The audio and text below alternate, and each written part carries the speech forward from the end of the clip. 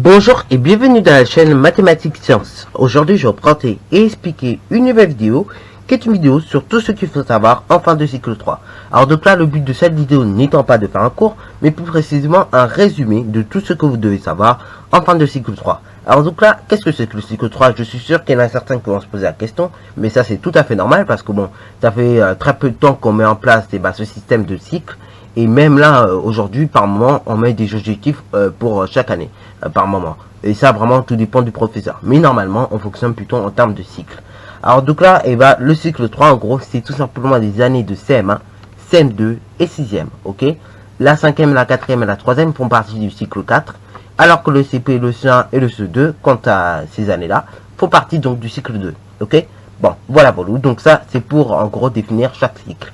Alors maintenant, avant même de parler de tout ce qu'il faut savoir en mathématiques en fin de cycle 3, ce qui veut dire en fin de 6e théoriquement, je voudrais même vous parler des objectifs de ce cycle. Alors donc là, vous avez bien vu que je vous ai fait en gros un résumé de tout le cycle. Alors donc là, c'est normal, parce que tout simplement, le cycle 3 a environ donc 3 objectifs. Normalement, pour l'éducation nationale, le cycle 3 a 2 objectifs, mais j'en ai quand même trouvé un troisième qui est assez important, mais que l'éducation nationale ne mentionne pas. Alors donc là, le cycle 3 en gros a déjà 2 objectifs principaux. C'est tout simplement donc consolider les apprentissages du cycle 2, donc les apprentissages qui ont été menés au cycle 2, c'est-à-dire aux années de CP, CE1 et CE2. Ok. Et également donc c'est pour ça qu'on appelle le cycle 3 cycle de consolidation. Après donc le cycle 3 a un deuxième objectif, c'est tout simplement de faciliter la liaison école-collège. C'est pour ça que maintenant la 6e fait partie du cycle 3. Avant même, donc c'était aux années de 2014, ok, le cycle 3 c'était seulement CE2, CM1 et CM2. Et du coup la 6e a été mise à part, ok, c'était dans un autre cycle, qu'on appelait donc cycle 4. Et d'ailleurs même avant justement, ce système de cycle n'existait pas vraiment, ok. On mettait des cycles, mais en réalité, bon, on fonctionnait pas plutôt par cycle, mais on fonctionnait plutôt par année, ok. Bon, ça donc, c'est pour les 2 objectifs principaux. Mais le troisième objectif que je trouve assez important, c'est que tout simplement vos années de cycle 3 préparent donc vos cycles 4, ok. Donc si vous êtes au cycle 3, ok, vous allez vous préparer au fur et à mesure pour le cycle 4. Et oui, par exemple en géométrie, vous allez passer d'une géométrie instrumentée avec des instruments de géométrie, voilà, comme la règle ici, à la géométrie où tout simplement vous allez démontrer, ok. En 6e déjà, on vous initie plus ou moins la démonstration, en vous faisant apprendre des propriétés. Normalement, comme chaque année en 6e, vous avez toujours une propriété ou 2 à apprendre, c'est sur les perpendiculaires et les parallèles, ok. Et ça vous initie à la démonstration, ok. Bon, voilà. Maintenant donc, c'est parti mon kiki, nous allons voir tout ce qu'il faut savoir en fin de cycle 3. Alors donc là, au sujet des nombres entiers, des nombres décimaux et des fractions, que faut-il savoir? Alors donc là, tout simplement, il faut savoir lire, écrire et décomposer un nombre entier jusqu'au milliard, c'est-à-dire jusqu'à 12 chiffres, ok. Après, il va falloir donc que tu saches placer, encadrer et intercaler un nombre entier sur une demi-droite graduée, ok. Et sur ce, jusqu'à 12 chiffres également, donc c'est-à-dire jusqu'au milliard. Après, donc, il va falloir que tu saches comparer et ranger des nombres entiers également, jusqu'au milliard encore une fois, donc c'est-à-dire jusqu'à 12 chiffres. Au niveau donc des fractions, que faut-il savoir? Il faut savoir donc utiliser les différentes, comme je disais, représentations de fractions. Alors ça, j'ai peut-être déjà dit au niveau de 5e, ça marche de la même manière en 6e, ok, et en CM2 et en CM1. Donc du coup, il faut savoir utiliser les différentes représentations de fractions, donc la demi-droite graduée, les camemberts, les rectangles, etc., etc. Ce qui peut être utile également, c'est savoir prendre la fraction d'une quantité, ok. Également, donc, quand on parle souvent de fraction d'une quantité, on parle également de pourcentage, ok. Le pourcentage, c'est la même chose, hein. Il faut savoir prendre le pourcentage d'une quantité, ok. Au niveau, donc, toujours des fractions, il faut savoir, donc, encadrer, comparer et ranger des fractions simples, ok. Donc ça, normalement, c'est des apprentissages qui ont été déjà plus ou moins engagés en CM2, mais qui sont malheureusement engagés qu'en classe 5e à nouveau, ok. Donc là, vraiment ça, il faut savoir le faire. Comme ça, dès que vous arrivez en 5e, vous êtes tranquille avec cette notion-là, ok. Ce qu'il faut savoir faire également, c'est savoir lire et tout simplement écrire des fractions en lettres et en chiffres, ok. Voilà. Maintenant, au niveau des nombres décimaux, ok, il faut savoir donc lire, écrire et décomposer un nombre décimal en allant donc jusqu'à 4 chiffres après la virgule, à savoir donc jusqu'au 10 millième, ok, 4 chiffres après la virgule. Il faut savoir également placer, encadrer et intercaler un nombre décimal sur une demi-droite graduée. Et sur ce jusqu'au 10 millième, c'est-à-dire 4 chiffres après la virgule. Après donc au sujet des nombres décimaux, il faut savoir les comparer et les ranger. Et ça encore une fois, pardon, jusqu'au 10 millième. Voilà. Donc là, c'est tout ce qu'il faut savoir au sujet des nombres entiers, des fractions et des nombres décimaux. Donc là, on est toujours dans le thème nombre et calcul. C'est le premier thème.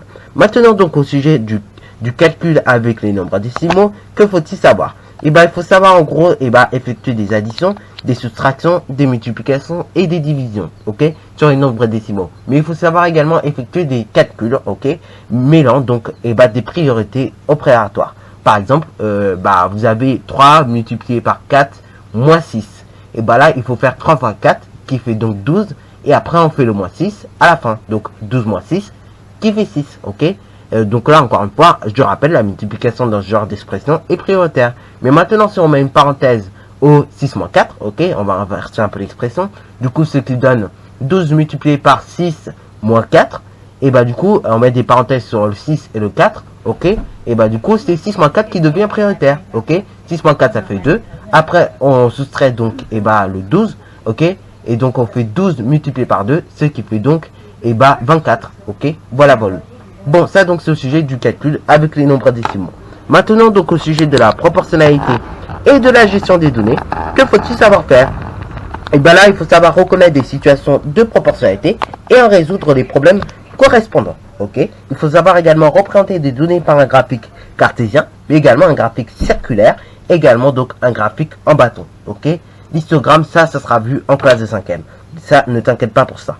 Donc déjà, si tu sais maîtriser ces 3 types de graphiques, cartésien, circulaire et donc en bâton, c'est parfait, ok. Après, concernant l'histogramme, peut-être tu as été un peu curieux de voir ça, ça c'est normalement un truc que tu dois savoir faire en fin de 5e, ok. Bon voilà.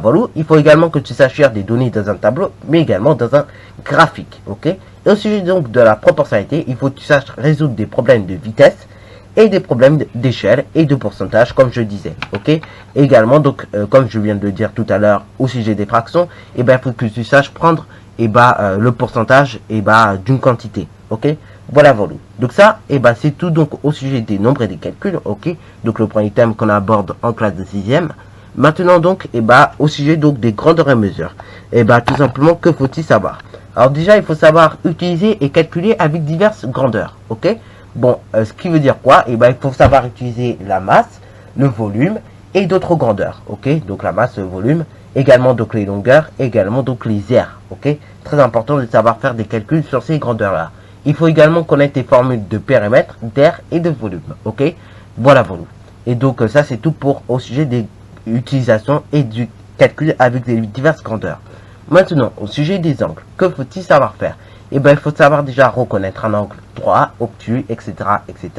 Donc, un angle droit, c'est un angle qui mesure 90 degrés. Un angle obtus, c'est un angle qui mesure plus de 90 degrés. Alors qu'un angle qui est aigu, c'est un angle qui mesure beaucoup moins que 90 degrés. Ok. Voilà. Bon, maintenant, donc, il faut savoir également tracer un angle en utilisant un gabarit ou un rapporteur. Il faut savoir reporter un angle, ok. Donc, il faut savoir le reproduire en utilisant soit un gabarit ou soit donc des méthodes avec le compas, ok. Il faut savoir également tracer une bissectrice d'un angle, ça c'est très important, et ça suit tout ton cycle 4, ok. Quand tu verras la bissectrice dans un triangle, il faut que tu saches déjà tracer une bissectrice en soi, ok, donc sur un angle. Après donc, voilà, en gros, ce qu'il faut savoir faire au niveau des angles. Et j'ai oublié un petit truc, c'est également, il faut que tu saches mesurer un angle, ça c'est très important aussi pour ton cycle 4. Si tu rentres en 5e et que tu ne sais pas mesurer un angle, c'est fichu, ton année de 5e, elle est déjà à l'eau, ok. Bon, maintenant donc au sujet des espaces et géométrie, donc là qui est le dernier thème, que faut-il savoir? Alors donc là, il y a 3 choses à savoir. Déjà, se repérer. Donc on va commencer par là. Donc au sujet de se repérer, donc on se repère généralement sur un plan ou sur une carte, il faut savoir le faire, ok. Se repérer sur un plan ou sur une carte est très important. Après donc, il faut également savoir donc se déplacer en utilisant donc un logiciel de programmation comme Scratch. D'ailleurs, prochainement sortiront des vidéos sur ce logiciel-là, puisque là maintenant je l'ai installé sur mon ordinateur. Dans ce cas-là, je vous ferai tout plein de vidéos sur ce logiciel-là. Ok. Donc il faut savoir utiliser Scratch et donc utiliser tout simplement quelques scripts, ok. Et donc savoir les assembler afin donc de faire déplacer le petit lutin, ok. Bon, voilà. Après, donc, au sujet maintenant des solides et des figures visuelles, il faut savoir, dans tous les cas, les reconnaître, les décrire, et donc les construire, les reproduire, etc., etc. Bon, alors, donc là, il faut reconnaître les solides comme le cube et le pavillon droit, notamment, mais également comme le prisme et donc la pyramide régulière, ok. Il faut savoir bien les reconnaître, mais il faut savoir également les représenter en perspective cavalière. Il faut savoir donc les construire en 3 dimensions, donc en utilisant le patron. Et donc au sujet des figures visuelles telles que les quadrilatères et les triangles et le cercle, on n'oublie pas, et là il faut savoir les construire, les décrire, les définir et donc également les reproduire. Ok, voilà pour nous. Et également j'ai oublié un petit truc, c'est qu'il faut savoir utiliser et produire un programme de construction. Ça c'est très important pour ta 5e. Ok. Bon, maintenant au sujet du dernier sujet qui est le vocabulaire et le codage, puis les constructions simples. Et que faut-il savoir faire? Déjà, il faut savoir tout simplement utiliser le vocabulaire et le codage de géométrie, ok, afin donc tout simplement de pouvoir décrire une figure. Après, donc, il faut savoir utiliser certains sigles, comme ce sigle-là que je vais t'afficher. Ce sigle-là veut dire appartient à, ok. Ce sigle-là veut dire n'appartient pas, ok. Et quand justement la barre, elle est dans ce sens-là, ça veut dire n'appartient pas. Si tu fais la barre dans ce sens-là, ça, en mathématiques, ça n'existe pas. Ok, ça, faut que tu le règles de ta tête. La barre se fait toujours dans ce sens-là. Ok, donc il faut que tu saches bien utiliser le codage de géométrie. Par exemple, pour perpendiculaire, on utilise ce sigle-là. Pour parallèle, ce sigle-là. Ok. Après, donc, il faut que tu saches bien utiliser les notations mathématiques. Ça, c'est très important. Et donc, il faut que tu saches également réaliser des constructions simples, mêlant donc le vocabulaire et le codage. Ok, donc il faut savoir également utiliser le codage, par exemple, pour dire que 2 segments ont la même mesure. Donc là, je trace 2 segments à main levée. Voilà. En voici un, en voici un autre. Et donc, admettons que ces 2 segments ont la même mesure, du coup, il faut que tu saches coder. Et donc là, on fait ces petits symboles là pour dire que les segments ont la même mesure. Ok, voilà. Donc là, c'est pas très bien fait. Je vais le refaire correctement. Voilà. Ok.